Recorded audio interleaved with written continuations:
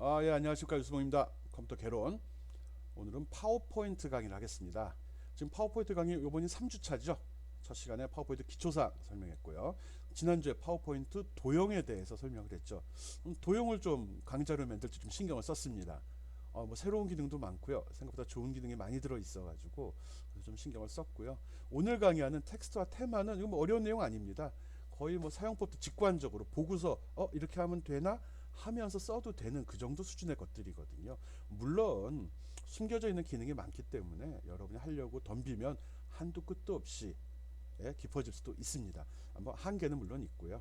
그리고 이 파워포인트는 발표 자료죠. 눈으로 보는 거거든요. 시각적으로 내가 의도하는 바가 뭔지, 내가 주장하는 바가 뭔지를 잘 정리해서 강조를 해주면 되는 겁니다. 그러다 보니까 뭐가 정답이다 이렇게 말할 수는 없습니다. 여러분이 파워포인트 자료를 만들면서 이렇게 했을 때 사람들한테 효과가 있었다. 사람들이 그 내용에 주목을 하고 거기 관심이 집중됐다. 또 내가 주장하는 바를 잘 받아들였다. 이런 부분은 경험에 의해서 쌓을 수밖에 없습니다. 물론 나름대로 이론으로 정리되어 있는 건 있는데 뭐 파워포인트 내용을 구성하기 위해서 우리가 책까지 읽어볼 필요가 있을까 싶네요. 어쨌든 내가 이제 의도하는 요구하는 게 뭐냐 그러면 옆에 파워포인트를 열어놓고서요 동영상을 보면서 하나하나 따라해 주길 바라는 겁니다. 그렇지 않고서는 제대로 이해할 수가 없습니다. 몰아서 하는 것도 아니고요. 그리고 이런 기회가 또 있을까요? 없을 겁니다. 그러니까 동영상 보면서 한 번씩 쭉 흩어주면 그걸로 끝입니다. 나중에 평가하는 것도 숨겨진 기능 하나하나를 알고 있니 모르니 이렇게 물어볼 수는 없는 거거든요. 주제를 설정하고 그 주제에 맞는 파워포인트 문서를 만들어 주는 거죠. 그 문서가 이쁘게 나오고 설득력 있게 잘 꾸며져 있으면 잘 정돈되고요. 그러면 그게 좋은 자료가 되는 거고요. 좋은 평가를 받을 수 있겠죠. 내가 의도하는 바가 뭔지 알겠죠? 실습을 통해서 기능을 익혀라. 그겁니다.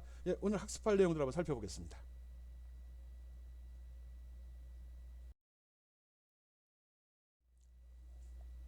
파워포인트 텍스트와 테마. 주로 오늘 배우는 내용은 텍스트가 됩니다. 문자죠, 문자. 문자 집어넣고 수준 관리가 뭐지? 이런 식으로 여기를 할 거냐, 들여서서 쓸 거냐, 뭐 들여쓴 걸 앞으로 뺄 거냐, 뭐 이런 사항들을 정리하는 걸 수준이라고 이야기합니다.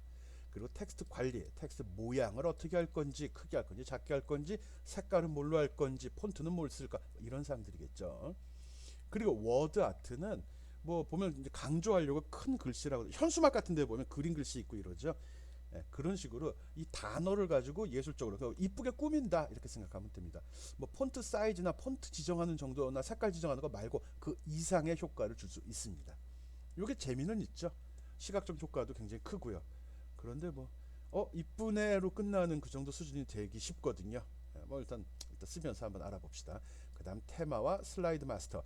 이 부분은 조금 준 전문가일 때 주로 활용하는 내용들입니다. 뭐 이 테마라는 게 나 같은 경우는 이 배경에 아무것도 지금 여기 실질 않고 있잖아요. 배경이 그냥 흰색으로 나오죠. 요 정도? 이렇게 배경으로 쓰이는 뭐 그런 거라고 생각하면 됩니다. 이 테마는요. 또 슬라이드 마스터는 이렇게 문서를 만들 때 여기 첫 번째 제목은 폰트를 얼마로 하고 어느 위치에 있을 거다. 이 목차 내용은 어디에 있고 폰트 사이즈는 어떻게 할 거고 색깔은 어떻게 할 거다. 이런 식으로 슬라이드 내에 배치되는 모든 것에 틀을 만드는 겁니다. 그래서 초보자는 거의 이거 쓰질 않거든요. 좀 어느 정도 익숙해지고 나면 쓸 건데 뭐가 있는지 가볍게 텍스트 추가인데 뭐 슬라이드를 만들 때 기본적으로 지켜야 될 사항들을 간단히 한번 정리해 봤습니다. 슬라이드를 만들 때 이 정도는 지켜줘야 된다는 겁니다. 이 슬라이드는 간결하게 나와야 되거든요. 마치 워드 작업하듯이 아래 한글에서 문서 작업하듯이 주저리 내용이 길어지면 안 됩니다. 아주 짧아야 되거든요. 그러면서 포인트 있게 핵심적인 단어만을 잘 조합을 해놔야 됩니다. 즉 하나의 슬라이드에는 많은 내용이 포함되지 말아야 됩니다. 간단하게 지금도 보면 줄이 넘어가는 게 하나도 없죠. 뭐 일반적으로 이야기할 때 절대 파워포인트에서는 두 줄 이상 쓰지 마라. 두 줄이 넘어가지 않도록 해라. 이런 말도 있습니다. 대부분 한 줄로 끝내라 라고 이야기합니다. 특히 텍스트는 간결하게 개조식으로 작성하기 바란다. 개조식 그리고 가독성이 그래야 가독성이 높아진다. 사람들이 읽고 쉽게 이해할 수 있다. 읽을 수 있는 가독성이죠. 읽을 수 있는 가능성. 뭐 개조식 서술이라는 말이 새로 나왔는데 이거에 대해서는 여기 설명이 되어 있습니다. 간결하고 요점적인 단어로 서술된 문장 형태를 가져라. 중요한 단어를 해서 문장을 가볍게 만들라는 소리입니다. 뭐 했습니다, 그렇습니다, 줄줄이 적으라는 소리도 아니고요. 내가 강조하는 단어가 무엇인지 그걸 잘 포인트를 찍어달라는 거고요. 중요하고 핵심적인 요소만 간추려라. 부연 설명 진하게 할 필요 없습니다. 발표하는 사람이 적당히 말로 커버하면 됩니다. 또 항목별로 나열하듯이 표현하는 방식을 나타낸다. 중요한 1번 뭐 2번 뭐 3번 뭐 4번 뭐 이런 식으로 하는 게 제일 좋습니다. 이런 사항은 국립국어원에 뭐 이렇게 이런 자료가 있거든요. 파워포인트 만들 때 개조식 서술이라는 게 사전에 이렇게 등록돼 있다는 겁니다. 개조식이란 간결하고 요점적인 단어만 쓴다. 핵심적인 요소만 간추린다. 항목별로 나열하듯이 표현한다. 라고 설명을 합니다. 그리고 문장은 짧게 간단하게. 뭐 개조식이 뭔지 모르겠네. 뭐. 중요한 거는 절대 파워포인트를 할 때는 두 줄 넘어가지 않도록 한다는 게 제일 중요합니다. 어쩔 수 없을 때 한 두 줄까지는 괜찮습니다. 또 파워포인트 자료를 만들 때 신경 써야 될 거는 내가 말할 내용을 적는 거 아닙니다. 일반적으로 학생들이 파워포인트 자료를 만들면 하고 싶은 말을 다 적는다고요. 줄줄이. 그건 아래 한글 워드죠. 워드에서 문서 작업하는 거고요. 이 개조식이란 말도 나와 있지만 파워포인트에서 작업할 때는 작성을 할 때는 키워드만 딱딱딱 적어주면 됩니다. 뭐는 뭐다. 그리고 이거에 대한 부연 설명은 발표자가 하는 겁니다. 즉 발표자가 말하는 내용의 핵심 포인트만 딱딱딱 추려서 요소만 간추려 갖고 본문에 포함시켜야 되는 겁니다. 다 설명하면 안 됩니다. 다 설명하면 즉 내가 발표하는 내용하고 파워포인트 내용이 동일하면은 그건 잘못 짠 파워포인트입니다. 파워포인트는 중요한 요소만 강조하는 거고요. 발표자가 그 핵심 키워드를 부연 설명을 해주면서 시청자들의 관심을 끌어들여야 됩니다. 파워포인트의 모든 내용이 다 포함이 되어 있다고 그러면 앞에 있는 사람, 내가 주장하는 말을 듣는 사람, 내 발표 자료를 듣는 사람들은 굳이 내 말을 들을 필요가 없죠. 자료에 다 들어있는데. 즉 지금 여러분들 보여주는 이 강의 자료도 여기에 모든 내용이 다 들어있다면 내 설명을 들을 필요가 없죠. 그렇잖아요. 입장을 바꿔 생각해봐요. 귀찮게 좋은 목소리도 아니고 이런 거 뭐하러 주구장창 듣고 있어요. 또 이어폰 끼고 헤드셋 끼고 또 스피커로 하면 시끄럽다고 잔소리나 들을 텐데. 그래서 여기는 핵심적인 단어만, 용어만 또는 문장만 집어넣는 거고요. 부연 설명을 또 말로 부연 설명이 들어가야 되는 거다. 이렇게 생각을 해야 됩니다. 앞으로도 여러분이 어떤 자료를 만들 때, 파워포인트를 만들 때는 설명하는 바는 절대 두 줄이 넘어가지 않도록 하고 중요한 단어 위주로 구성을 한다. 그리고 그거를 설명하기 위해서 다양한 도형과 그림 등을 사용하는 게 좋다. 그리고 그거에 대한 구체적인 설명은 말로 한다. 뭐 그중에 특이한 사항, 단어적인 용어의 정의라든지 수식이라든지 이런 거는 한 구석에 별도로 이렇게 명기만 표시만 해놓으면 됩니다. 그리고 필요할 때 보는 거죠. 일반적으로 궁금증을 유발시켜야지 내가 내 말을 집중해서 들을 거 아니에요. 오케이? 그런 방식으로 파워포인트 슬라이드를 만들어야 된다는 거 알고 있고요. 이런 식으로 이 내용을 집어넣는 게 텍스트 추가입니다. 어떻게 이게 넣어야 되지? 파워포인트를 제대로 배우는 사람은 거의 없습니다. 그렇지만 파워포인트를 못 쓰는 사람도 없습니다. 그만큼 쉽다는 거거든요. 그런 걸 생각하면서 들어주기 바랍니다.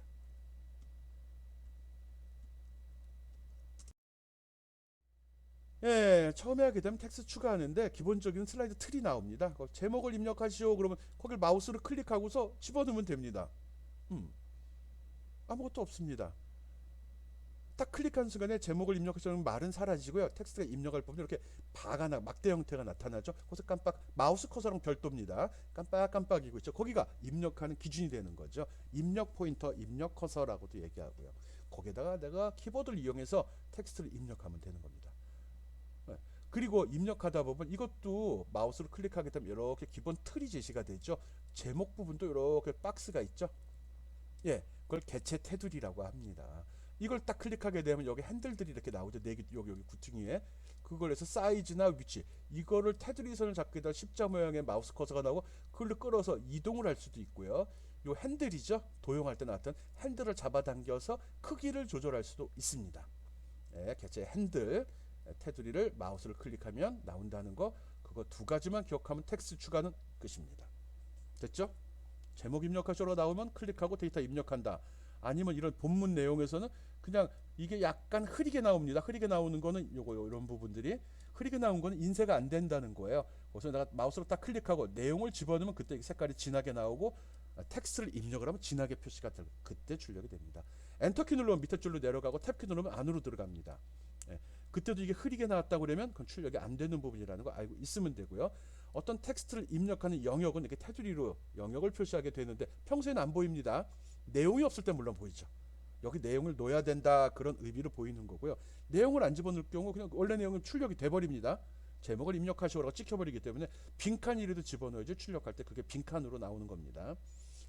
알았죠? 그래서 제목을 입력하는 부분 그리고 입력하는 그 객체 테두리는 어떻게 제어한다라는 거 알고 있기 바랍니다. 예, 그림으로 다시 한번 설명하겠습니다.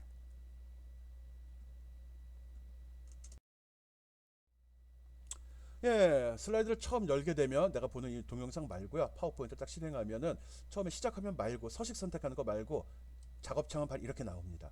예, 여기가 개요 화면이고요. 아니면은 뭐 미리 보기 화면이 되겠죠. 그리고 여기는 이제 텍스트 내용 넣는 부분입니다. 첫 번째 페이지가 보통 제목이 되기 때문에 무조건 첫 번째는 제목 슬라이드가 나옵니다. 이렇게 표시되어 있는 걸 레이아웃이라고 이야기하거든요. 처음에 한번 했던 것 같은데. 네. 그리고 여기에도 여기 입력한 내용이 여기도 동일하게 표시가 됩니다. 근데 여기 빈칸이죠?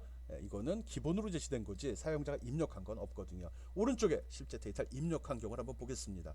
이런 식으로 2002년 엔터 코로나 바이러스 감염증이라고 치게 되면 요 속에도 똑같은 내용이 나타납니다. 일종의 미리 보기와 같은 거죠. 이거는 이제 보기에서 하는데 나중에 설명 다시 한번 할 겁니다. 내용 집어넣고 여기다 문자의 크기 또 정렬 방식은 여기 글꼴과 이 단락을 이용해서 정렬을 해주면 됩니다. 뒤에 설명할 겁니다. 뭐 이걸 이용하면 되죠. 뭐 특별한 거 없죠. 그리고 여기 지금 여기 테두리 박스가 나오고 핸들이 보이기 시작했죠. 이건 테두리를 선택해서 이 텍스트가 입력되는 객체 요 대상 박스 영역을 제어할 때 씁니다.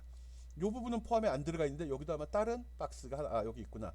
이렇게 박스가 있는 겁니다. 만약에 이렇게 둘로 구분이 되어 있는데 위에다 값을 넣다가 내용이 너무 많아서 쭉 내려오면 밑으로 오버랩 되면서 내려갑니다. 겹쳐집니다. 알고 있어야 됩니다.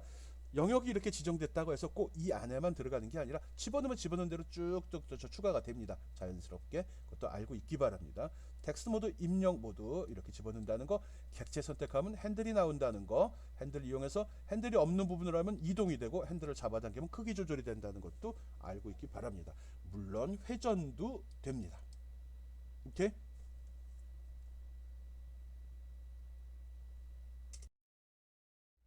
글꼴 서식 뭐 다 아는 사항이라 뭐 굳이 설명할 필요가 있나 싶네요. 글꼴 리본에 있는 거죠. 리본에 글꼴이 있습니다. 여기 보면 폰트 지정하는 거 글꼴이라고 하고 폰트라고도 하죠. 그리고 폰트 크기 보통 폰트 글자체 그래서 글꼴이 된 거고요. 폰트 사이즈 보통 이렇게 하겠죠. 그거는 이제 글자의 크기가 되는 거죠. 수치로 나와 있습니다. 그리고 파워포인트나 엑셀이 마찬가지지만 여기서 내가 마우스로 선택하면 즉시 원래 원본 내용에 바로 적용이 돼가지고 크기가 바로 변합니다. 폰트 내용도 변하고요. 일종의 미리 보기가 된다는 거죠. 또 미리 보기가 되다 보니까 수치를 선택하는 것보다는 실제로 조금씩 크게 하거나 조금씩 작게 하면서 그 내용을 확인할 필요도 있거든요. 그래서 여기에 올라가는 거 넣으면 점점 커지고 여기 내려가는 거 하면 점점 작아집니다. 이거라면서 실제로 글씨를 좀씩 키워보면서 크기를 조절하면서 전체적인 조화를 확인할 수 있습니다. 그리고 모든 서식 지우기라는 지우개가 있거든요.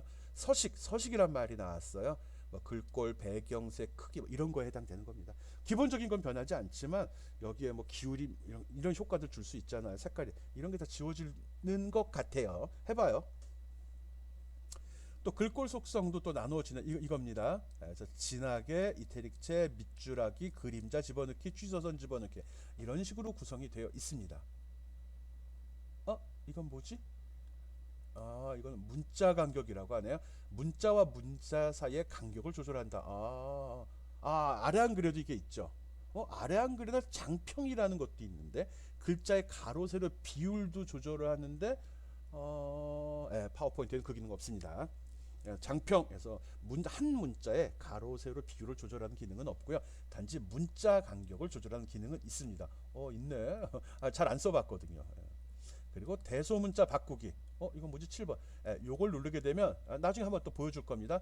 드롭박스가 나오고 드롭다운 메뉴가 나오면서 여기 대문자로 바꾸기, 소문자로 바꾸기. 그러니까 본문의 내용을 집어넣은 다음에 대문자 써야 되는데 소문자 써야 되는지 이걸 직접 바꾸지 않고 범위를 지정한 다음에 여기에서 체크만 해주면 바로 대문자, 소문자, 첫 글자만 대문자로 바뀌게 됩니다. 이거는 색깔이죠. 이거 누르면 보나마나 여기 색상표 나오겠죠. 그걸로 하면 됩니다. 그리고 여기 보면 여기에 확장 버튼 있죠. 대화창 열리고 이걸 클릭하게 되면 이 창이 제시가 됩니다. 여기에는 이제 보다 구체적으로 효과가 더 많네. 이중 취소선도 있네. 위첨 여기 요것도 좋은 기능입니다. 그리고 옵셋 해갖고 위첨자일 때 크기도 지정을 할 수 있게 한 것 같아요. 소문자를 작은 대문자로 이게 또 무슨 소리야? 글씨가 커지지 않게. 이거 한번 해보기. 나 안 써봤어요. 모두 대문자로 문자 높이 일치? 이건 뭐지? 보통 글씨를 쓰면 A 이렇게 되는데 위로 붙이기인가? 한번 해보기 바랍니다. 안 써봤어요. 가끔 보면 이렇게 만들어지는데 위로 붙이는 걸 원할 때도 있거든요. 옵션인 거 보니까 아마 그럴 가능성이 높아요. 이렇게 나온다는 거죠. A 이렇게. 이거 아닐까? 해보세요. 나도 몰라요. 오케이? 글꼴들 실제로 텍스트를 입력한 다음에 이걸 하나씩 가능하면 항목별로 한 번씩은 다 사용을 해 봐야 됩니다. 그래서 어떻게 나오는지 알 수 있죠. 특히 여기에 없는 기능 있죠. 위첨자 아래첨자 이것도 알아두고요. 요거 내가 아까 얘기한 거 문자 높이 일치하는 거 그리고 소문자 작은 대문 이것도 한번 직접 확인해 보기 바랍니다. 이거 뭐냐? 글꼴이 또 이렇게 나누어지네. 제목이 있고 제목일 때 기본적으로 어떤 환경을 지정하면 이것도 한번 눌러서 뭐가 나오는지 확인해 보기 바랍니다. 난 아직 그 정도까지 디테일하진 않거든요. 본문과 제목을 구분하면서 폰트를 지정하거나 미리 만들어 설정해 놓고 쓰는 정도는 아니거든요. 전문 디자이너들은 하겠지만 그 정도까지 여러분 해요. 오케이, 다음 거 봅시다.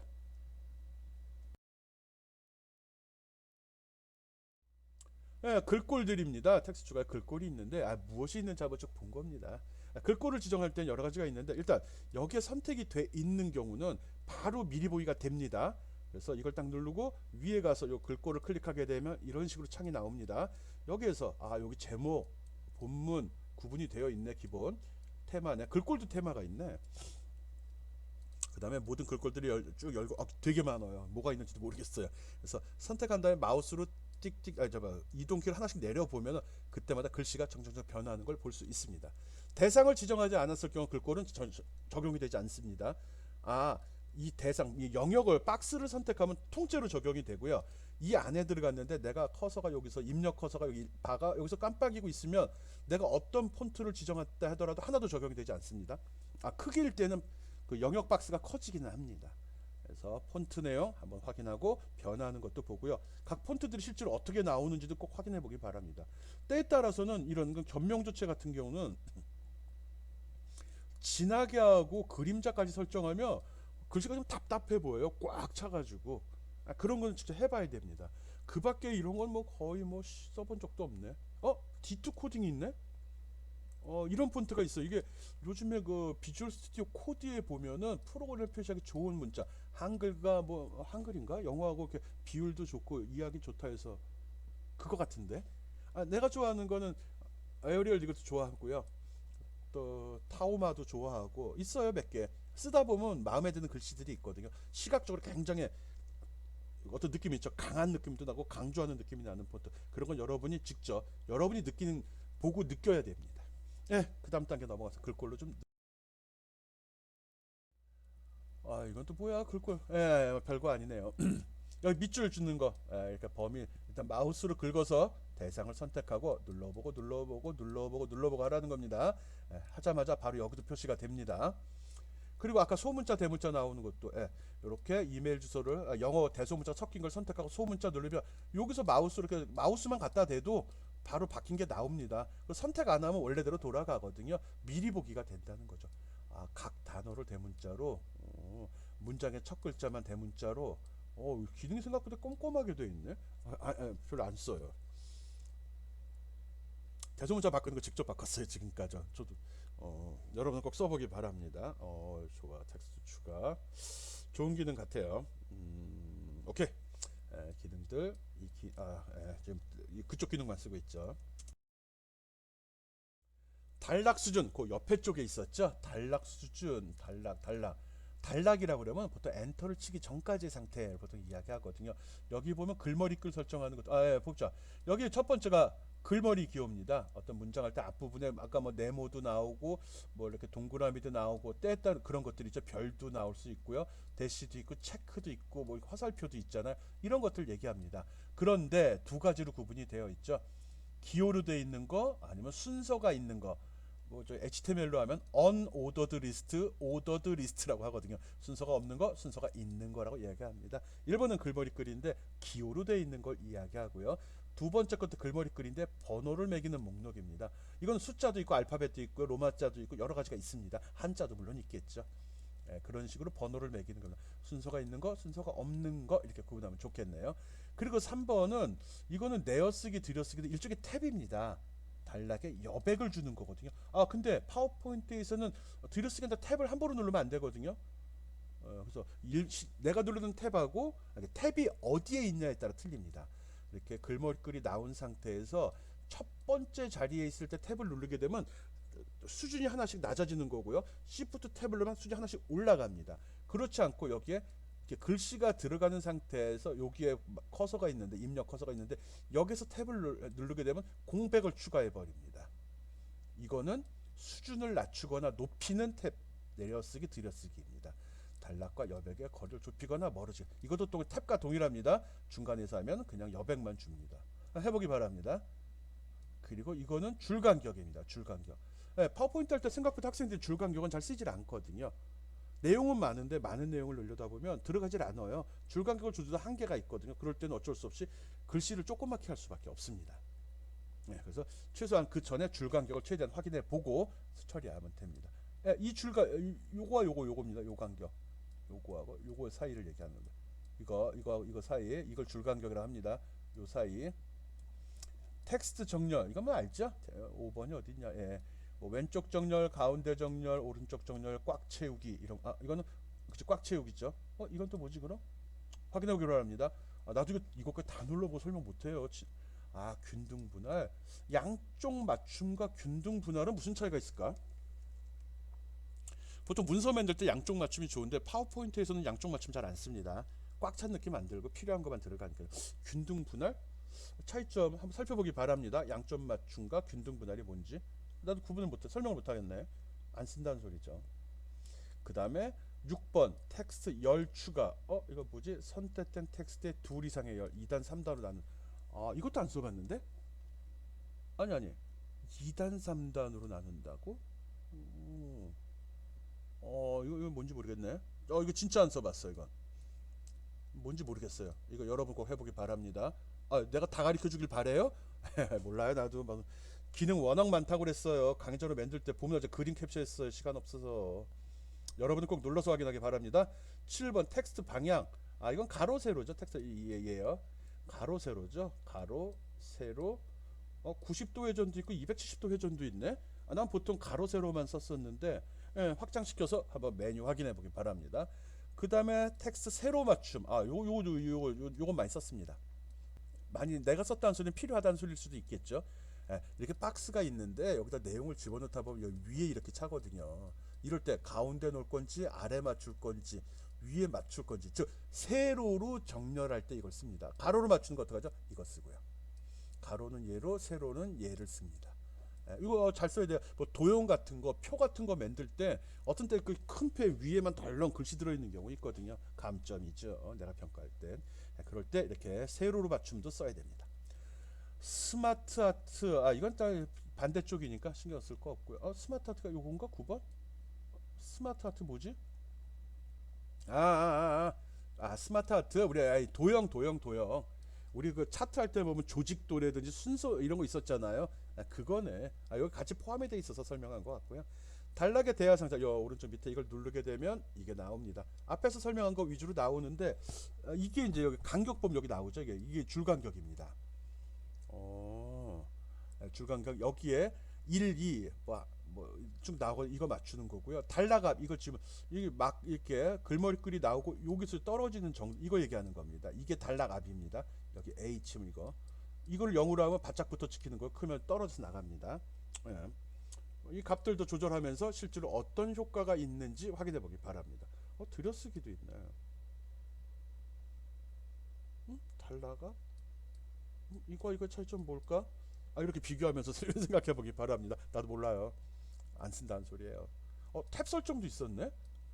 나 설명할 때 이거 빼먹었는데. 여러분이 직접 나랑 대면하면 같이 눌러가지고 기능을 확인해 볼 텐데 이건 뭐 설명하는 게 아닌데 모르는 거 지금 체크하는 시간 같습니다. 그렇지만 여러분은 꼼꼼히 다 눌러서 무슨 기능인지 확인해 보기 바랍니다. 오케이.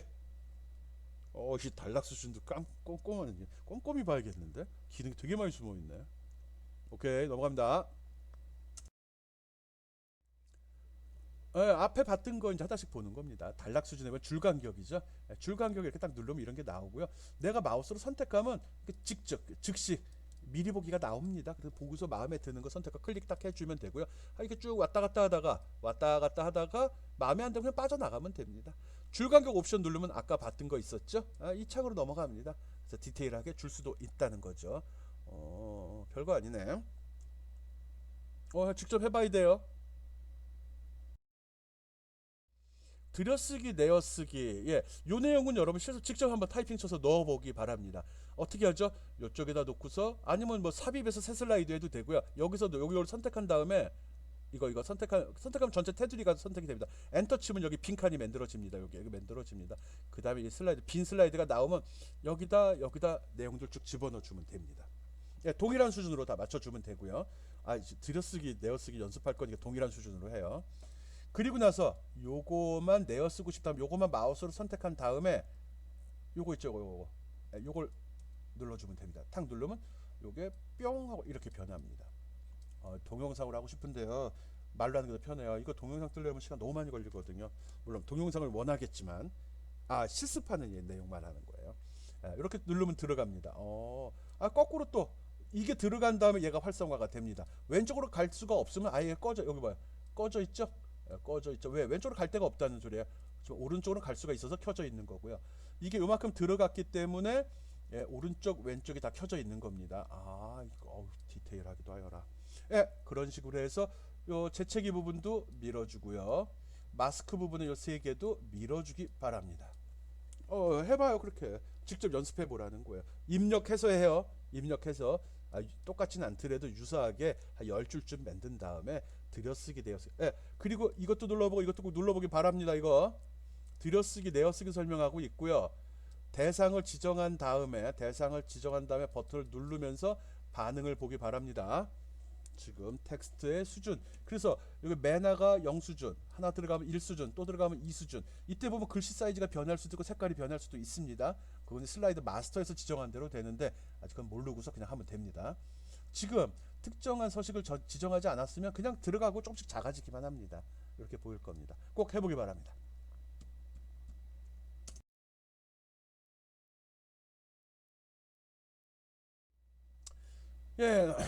집어넣는 방법은 탭키 누르는 거라고 그랬죠? 안 했구나.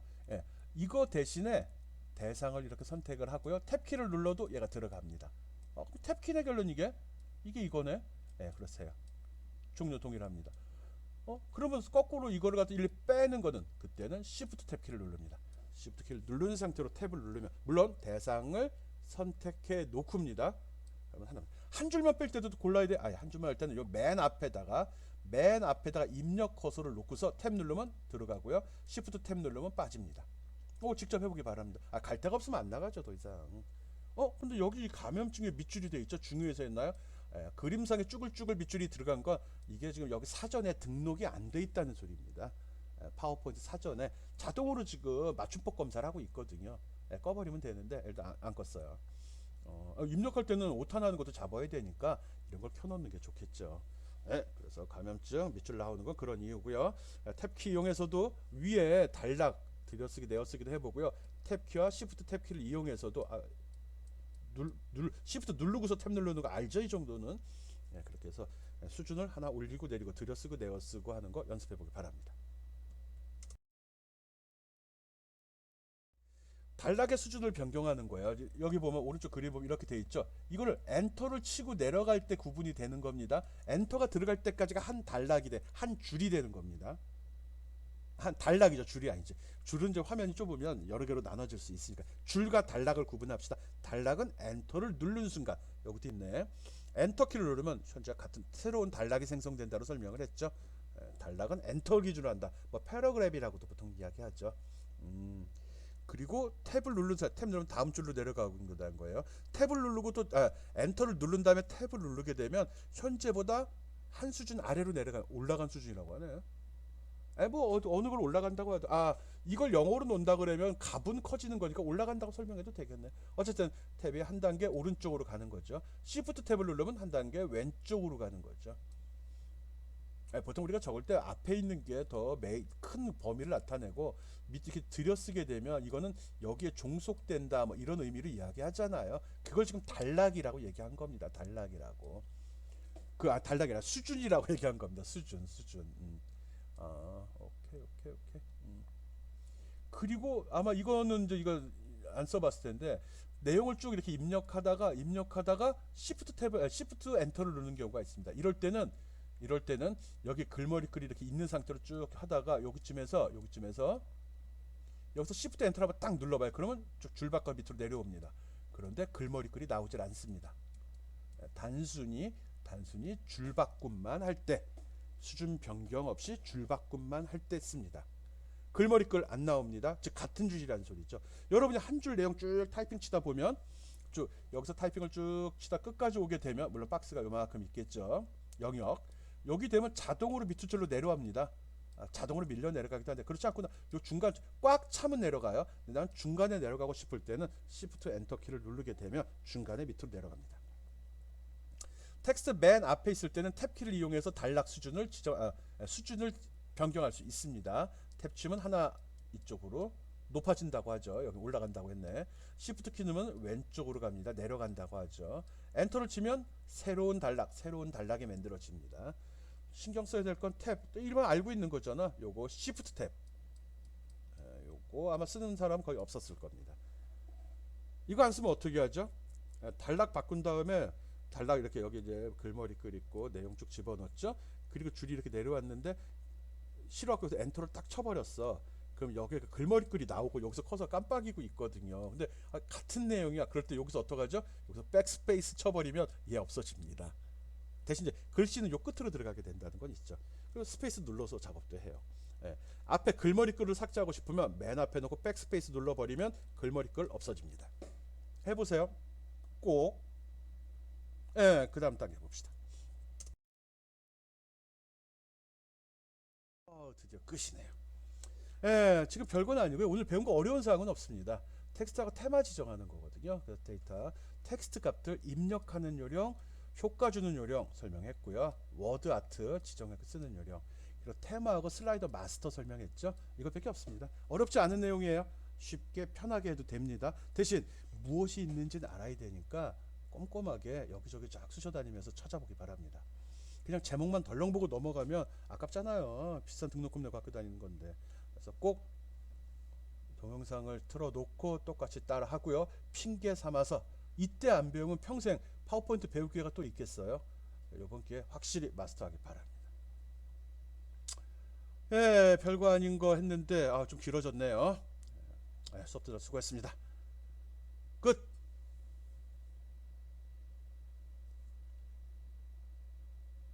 진짜 끝.